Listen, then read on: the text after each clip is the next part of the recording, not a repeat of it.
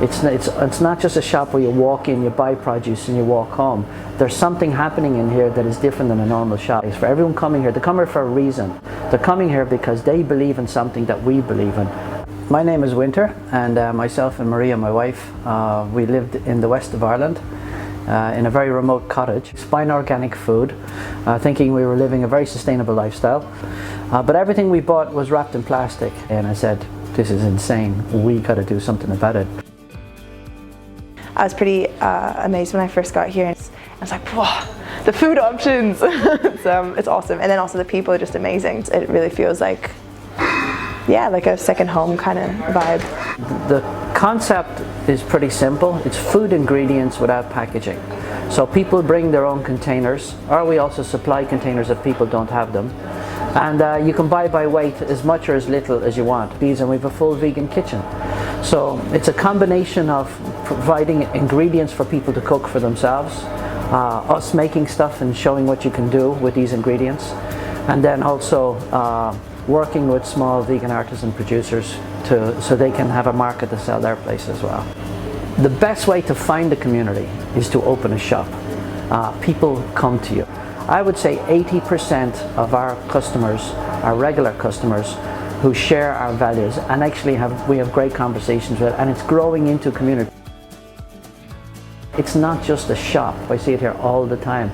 Strangers forever talking to themselves, to others here, and then they exchange numbers and they end up meeting. It has certainly kind of restored my faith, I think, in humanity, because previous to coming here, it's easy to sit in a cottage and think the world is a bad place. But then when you put yourself back in the world of people, you realize that actually the majority of people are good and the majority of people want to do well. When I buy something that comes in plastic, it just feels bad. It feels like it's not necessary, and it feels like I'm doing damage to something that I'm also a part of. I used to love eating meat.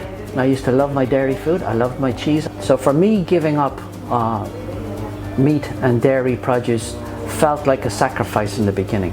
But then we discovered through just making that decision that actually the world of vegan cuisine is a completely open world. It just literally means you remove certain items from what you have, but then it allows you to produce a whole new range of produce. I think people, if they're serious about climate change, if you want to make the world a better place in the future, I think you do have to address the food and how we're consuming food, and certainly, you know, probably going vegan is one of the best ways to help that.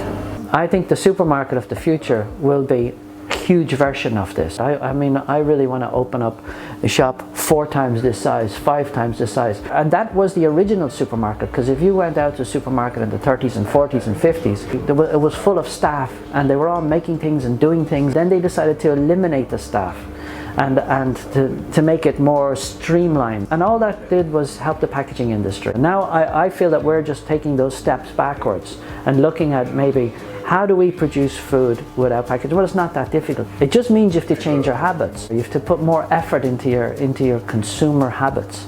And I think if people aren't prepared to do that, the planet pays the price. But if people are prepared to change, well then they'll just pay a little bit in effort.